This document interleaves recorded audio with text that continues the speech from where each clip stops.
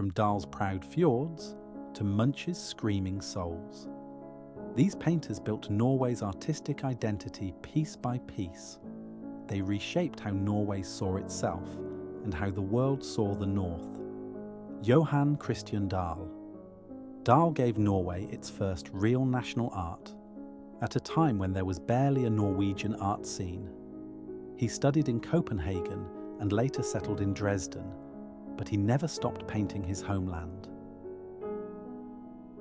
His landscapes like View from Stalheim and the lower falls of the Labrafoss turned raw Norwegian nature into something poetic, not just geographic. He didn't paint people dominating nature, he painted nature dominating people. Dahl laid the foundation for the romantic image of Norway: powerful mountains, dramatic skies, and solitude. With his brush, showing the quiet majesty of a country discovering itself through its own wilderness. He also mentored younger artists and pushed for a Norwegian art academy, planting the roots for everything that came later. Adolph Tidemand. Where Dahl captured landscape, Tidemand captured the life inside it. His works like Low Church Devotion and Grandmother's Wedding Crown showed Norwegian folklife with empathy and detail.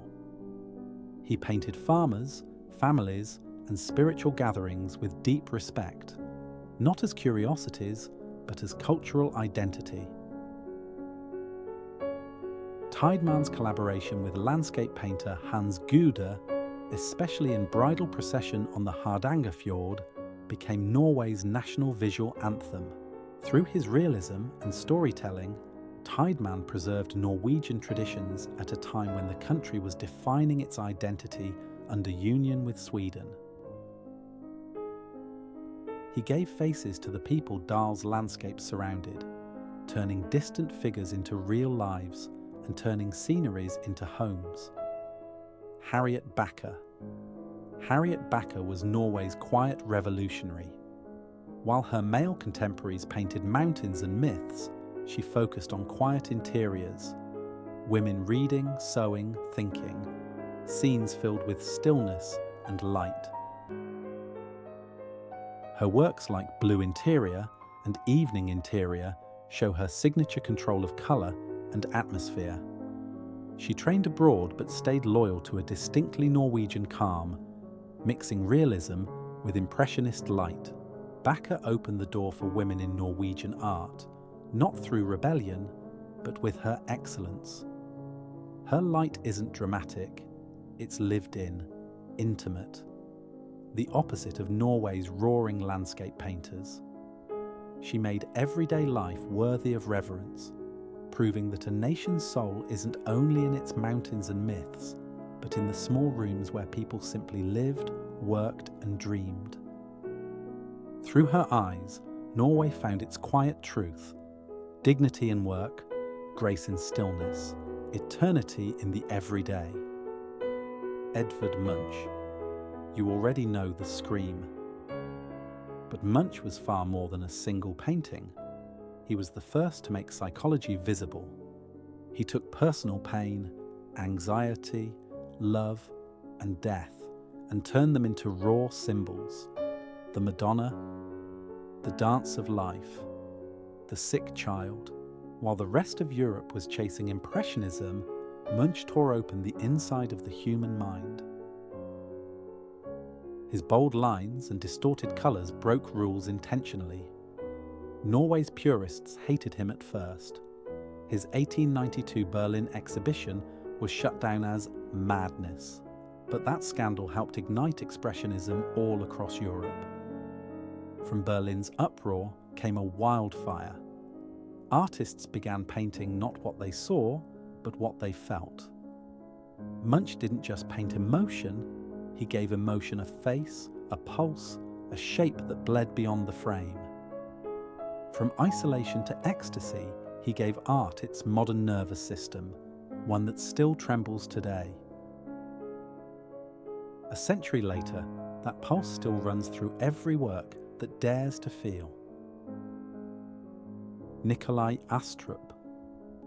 Astrup painted Norway's west coast like a dream remembered from childhood, where mountains loomed like bedtime stories and mist carried the scent of earth after rain. His works, like Midsummer Eve Bonfire and Spring Night in the Garden, shimmer with deep blues, soft greens, and that pale northern light that never quite fades, the colour of memory itself. Unlike Munch's angst, Astrup's art is alive, lush, mysterious, but joyful. He fused folk tradition with modern colour, using bold patterns and simplified shapes influenced by woodcuts and Japanese prints. He painted feeling, not accuracy. The children, the gardens, all have that strange northern energy between magic and melancholy. Astrup's Norway wasn't made of monuments or myths. It was small farms and misted valleys. He made rural Norway glow from the inside out, not through grandeur, but through intimacy. Peder Balke. Balke was the outsider, both in his time and in style. He travelled the Arctic coast long before it became fashionable, painting dark, haunting seascapes full of fog and frozen drama. His works such as the Troll Tidemand range and North Cape seem to dissolve form entirely, cliffs and waves reduced to motion, shadow, breath. Long before abstraction, Balke was already painting the sensation of the Arctic, vast silence and violent beauty in the same frame. His palette is minimal, black, white, grey, and a whisper of light, the visual language of solitude. The art establishment of his time didn't know what to do with him. He died poor and ignored, but today he's celebrated as a precursor to modern minimalism. Balke painted the raw psychology of nature long before Munch revealed the psychology of people. His seas don't just move, they brood, remember, and resist. Every wave feels like a thought breaking, every horizon like a confession swallowed by mist. He painted emotion without faces, and somehow it still speaks. These 6 painters built Norway's artistic identity piece by piece. Together, they made Norwegian art not just national, but eternal.